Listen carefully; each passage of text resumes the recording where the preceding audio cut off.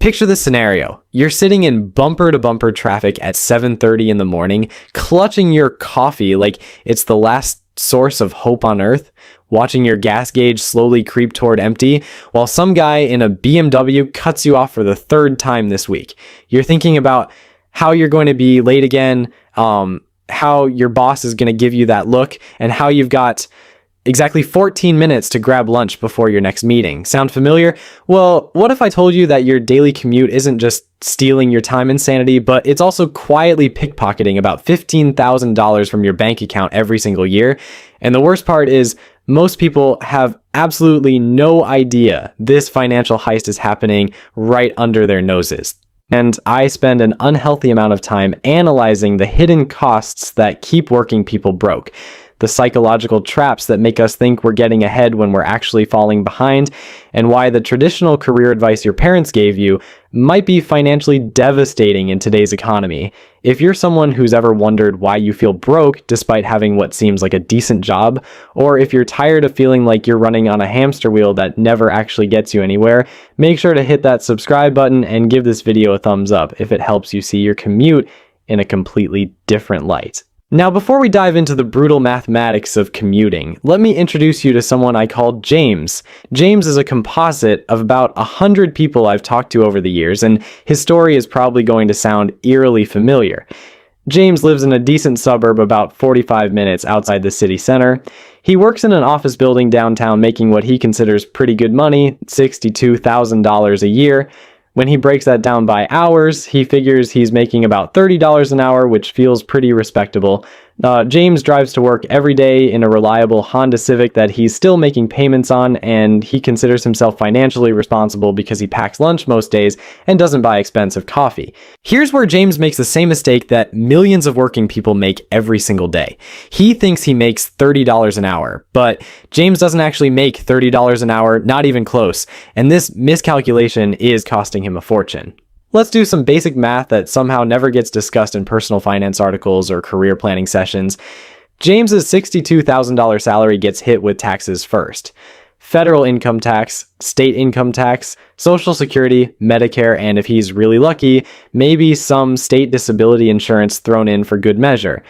By the time Uncle Sam and his various cousins are done with James's paycheck, he's taking home maybe $46,000 if he's lucky.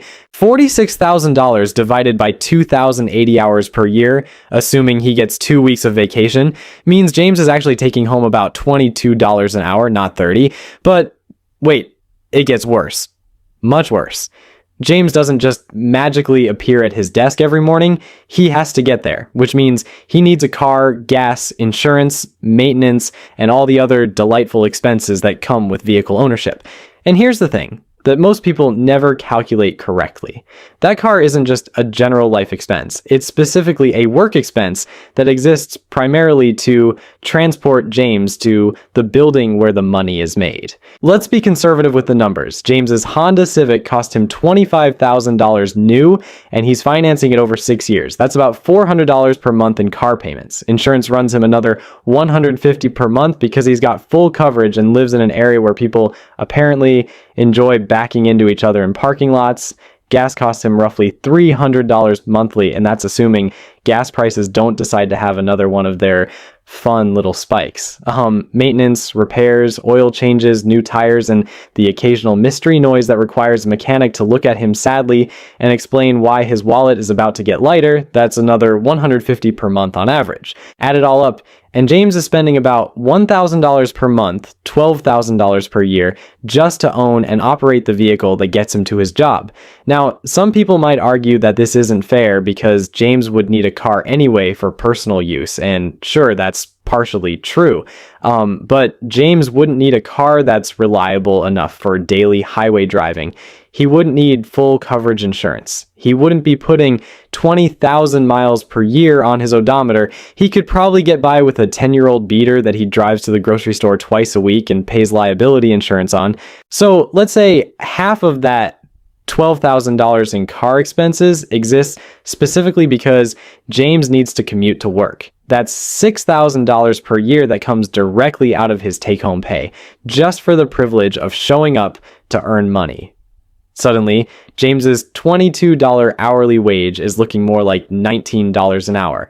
But we're not done with James yet, because there's another hidden cost that absolutely nobody talks about in career planning discussions: time. James spends an hour and a half per day commuting, 45 minutes each way, assuming traffic cooperates and there are no accidents, construction delays, or mysterious situations where everyone suddenly forgets how to merge. Over the course of a year, that's about 390 hours of unpaid labor that James performs for his employer. Think about this for a second. James has to wake up earlier, leave his house, drive through traffic, find parking, and walk to his office building before he can even start earning money. Then, at the end of the day, he has to reverse this entire process. His employer gets the benefit of having James show up to work, but James doesn't get paid for any of the time or effort required to make that happen. If we factor those 390 hours into James's annual earnings, his effective hourly wage drops from $22 to about $18.50.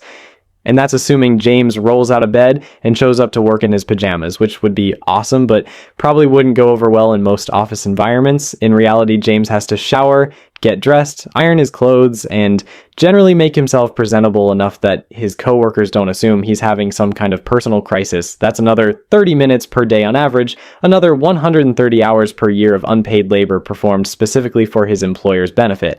Now, James's effective hourly wage has dropped to about $17.50. We started with what James thought was $30 an hour, and we're now sitting at $17.50 without even getting into the really insidious stuff yet. But here's where the commuter trap gets truly diabolical, and this is the part that nobody sees coming until it's too late. James gets home every night exhausted. Not just physically tired from sitting in traffic, but mentally drained from the entire commuting experience. He's fought his way through rush hour traffic, dealt with aggressive drivers worried about being late, and burned through 90 minutes of his life that he'll never get back.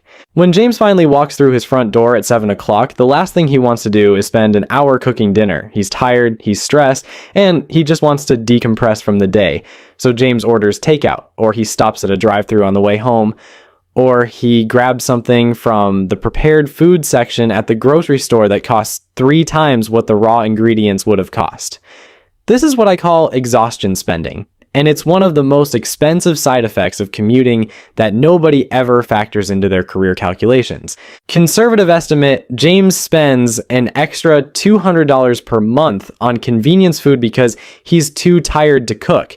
That's another $2,400 per year that comes directly out of his take-home pay as a direct result of his commuting situation. Add that to the $6,000 in additional car expenses, and James is now spending $8,400 per year just for the privilege of working at a job that's 45 minutes away from his house. But wait, there's more. Because James is spending 90 minutes per day in his car, he's also missing out on what economists call opportunity cost. That hour and a half could be spent learning new skills, working on side projects, exercising, or literally anything else that might improve his financial situation.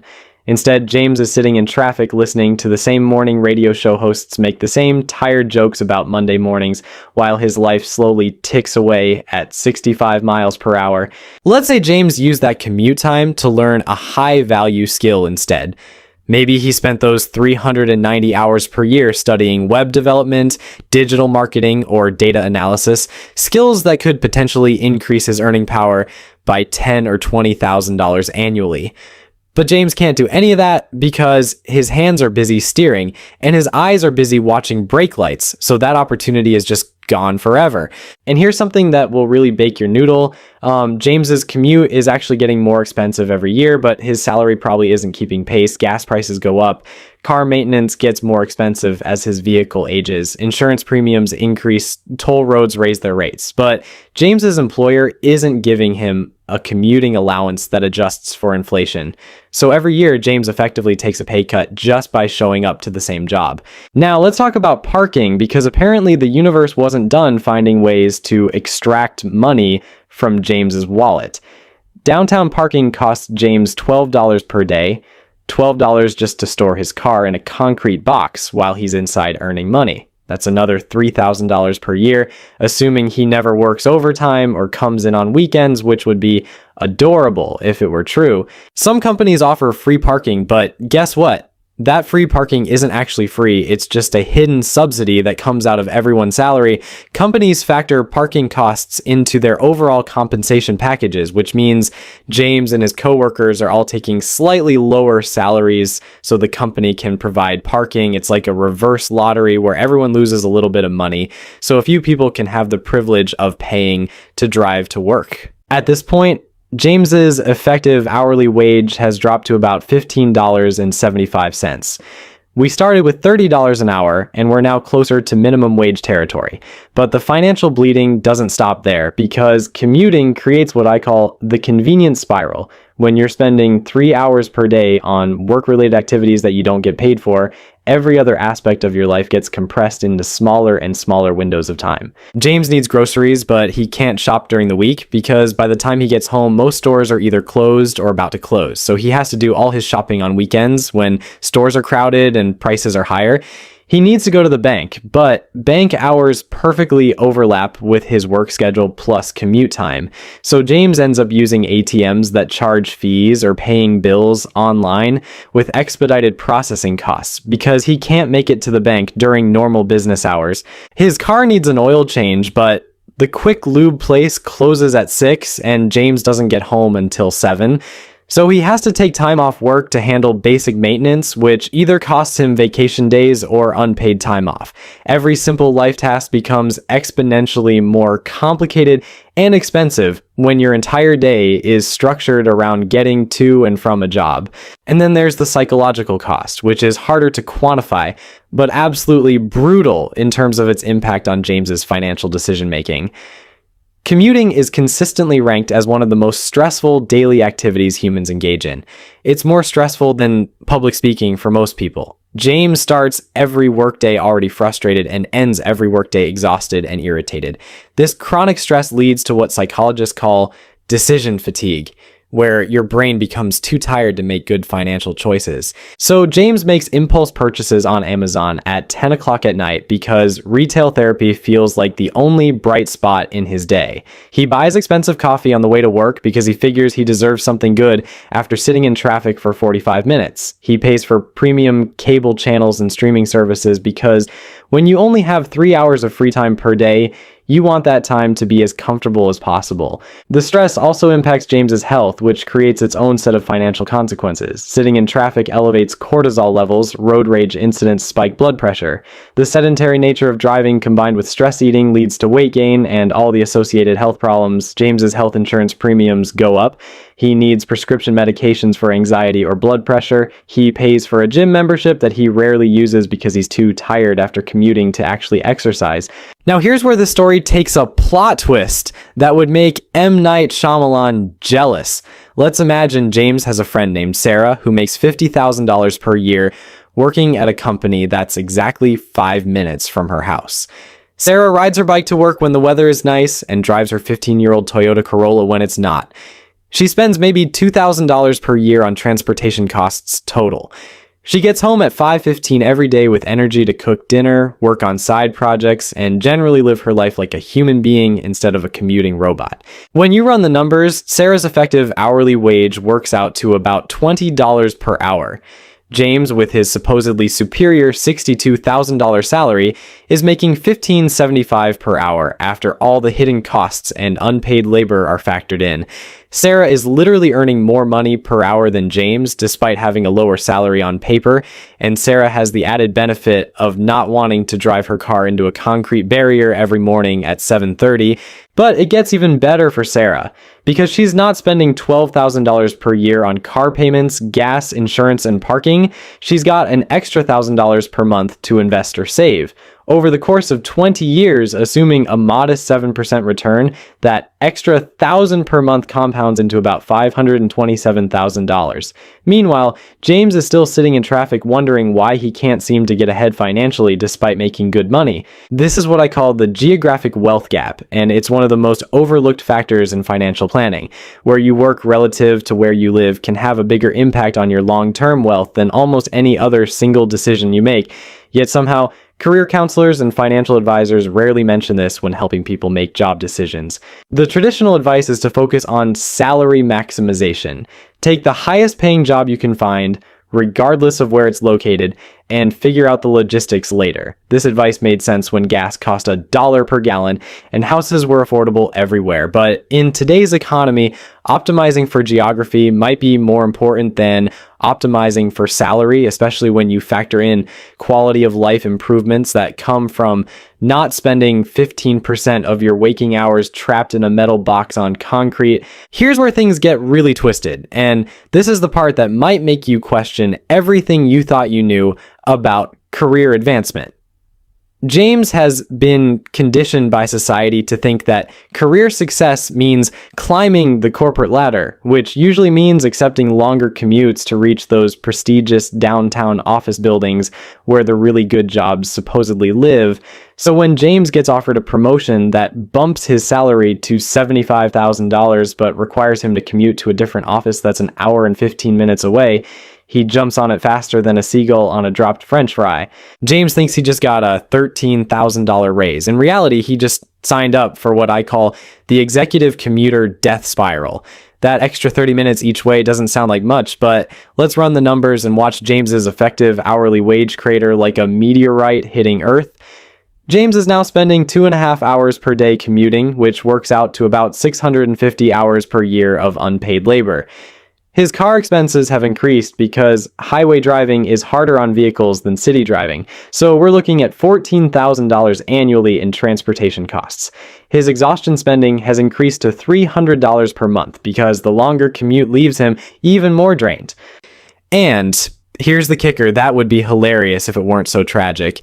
James now needs to wake up at 5:30 in the morning to make it to work on time, which means he's going to bed earlier, which means he has even less time for meal prep, side projects, or anything resembling a personal life. His effective hourly wage has actually dropped to about $14.25 despite getting what he thought was a substantial promotion. Meanwhile, Sarah got a modest raise to $55,000, maintained her 5-minute bike commute, and her effective hourly wage jumped to about $24 per hour.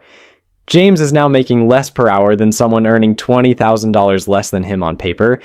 If this were a movie, this would be the part where the audience starts yelling at the screen for James to wake up and smell the financial disaster he's created for himself. But James doesn't have to be a victim of his own odometer. If he can't quit and find a job next door like Sarah just yet, he needs to stop the bleeding. First, he should negotiate remote work like his financial life depends on it, because it does. Even 2 days a week at work from home cuts his gas and wear and tear by 40%. Second, he needs to weaponize his commute. Instead of listening to the same morning radio loop, he could use audiobooks to learn those high-value skills we talked about, effectively turning his Honda Civic into a rolling university. And finally, he has to kill the exhaustion spending. By batch cooking on Sundays, he eliminates the "I'm too tired to cook" tax that's costing him thousands in takeout.